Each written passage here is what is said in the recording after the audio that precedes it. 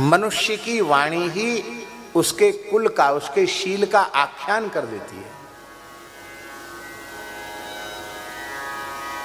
बोली से पता चलता है कि आदमी कैसा है, इसको अपने घर में कैसे संस्कार मिले। एक सूरदास जी माने वो सूरदास जी नहीं, महाकवि सूरदास जी, नेत्रहीन एक संत, चलते चलते थक गए और बीच सड़क पर बैठ गए। सड़क के किनारे पेड़ था, वहीं बैठ गए। वहीं से निकलनी थी राजा की सवारी। तो सवारी निकले तो रास्ता साफ करो भाई, सड़क साफ करो। कहा भाई एक बाबा जी बैठा है वहां, सूरदास बाबा जी, हटाओ भाई उसको, महाराज साहब का रथ निकलेगा, हाथी घोड़े फौज पलटन होगी। सिपाही आया राजा का,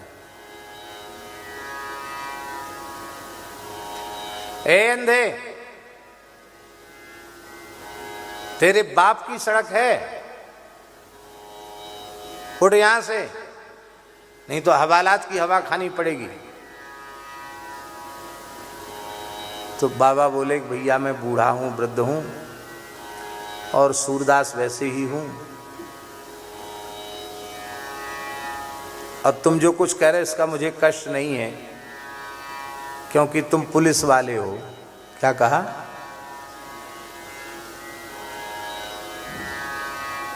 उसने अपमानित किया तो संत ने क्या कहा? तवई तो, क्या कहा?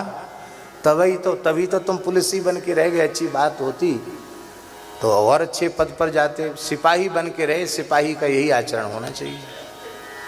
उसने कहा महाराज वो महात्मा तो बड़ा जिद्दी है, उठता तो है ही नहीं, एक ही बात बोलता, तवई तो बोले भाई देखो, थानेदार साहब को, थानेदार साहब पहुंचे, बाबा जी प्रणाम, आप यहाँ ठीक नहीं बैठे हैं, यहाँ से राजा साहब की सवारी निकलना है, आप जल्दी से यहाँ से दूसरी जगह चले जाइए। बोले आप थानेदार साहब हैं? बोले हाँ हम थानेदार हैं। आप तो देखते नहीं, कैसे आपने पहचाना? पुलिस को भी आपने पहचान लिया, मुझे भी पहचान लिया। बोले तवई तो, अच्छा तवई तो, ये तवई तो क्या चीज़ है? तो चले गए। बोले महाराज वो तो तवई तो बोलता है, उठता नहीं है वहां से। तब राजा ने कहा मंत्री जी को भेजा। मंत्री जी है। मंत्री जी ने कहा महाराज आप जैसे दिव्य संत ऐसे ही सड़क पर बैठ गए, यहाँ आपको बैठना शोभा नहीं देता है।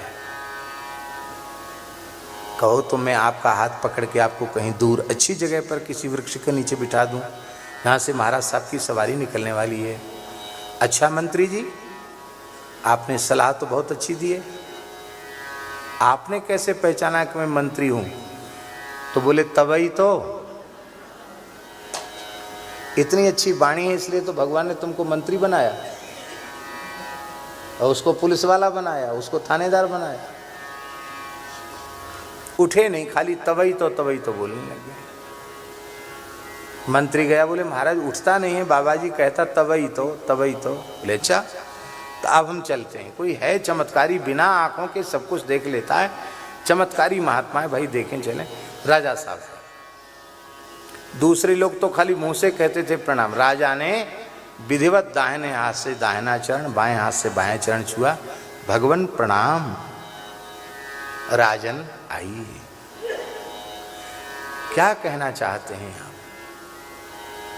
बोले आपके लिए ये स्थान उपयुक्त नहीं है, मैं रथ लेकर आया हूँ, आप रथ में विराजें, आप तो महल में विराजें, आप यहाँ बीच राजमार्ग पर बैठे, ये तो अच्छा नहीं है, आपके लिए शोभा युक्त नहीं लग रहा है।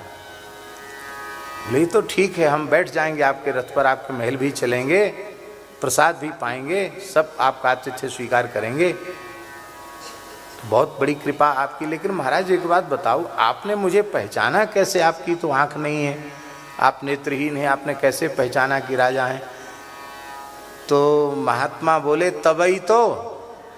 अरे ये कौन सा शब्द है? बार बार एक ही शब्द, मेरे सिपाही को ही आपने कहा तवई तो, मेरे थानेदार को भी कहा तवई तो, मेरे मंत्री को कहा तवई तो, अब मुझे भी बोलते तवई। ये तवई तो है क्या भला? बोले मनुष्य की जैसी भाषा होती है, बोली होती है, उसी के अनुसार भगवान उसे पद प्रदान करते हैं, प्रतिष्ठा प्रदान करते हैं। इसलिए कभी भी कठोर वाणी या कटु वाणी नहीं बोलनी चाहिए। मनुष्य के व्यक्तित्व का परिचय उसकी वाणी से मिलता है। वाणी ऐसी बोलिए मन का आपा खोए, औरन को शीतल करे आप ही शीतल होए। वशिष्ठ व्यपदेशना, गुरु का भी बहुत बड़ा प्रभाव होता है। गुरु जी की कैसी वाणी। देखिए एक बात है, पारस पत्थर, पारस मणि, जिसको पारस तो हिंदी में कहते हैं, उसका नाम है स्पर्श मणि। क्या नाम है? स्पर्श मणि।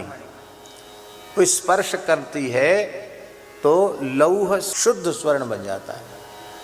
पारसमणि की विशेषता है। लेकिन लोहे में कवर चढ़ा हो तो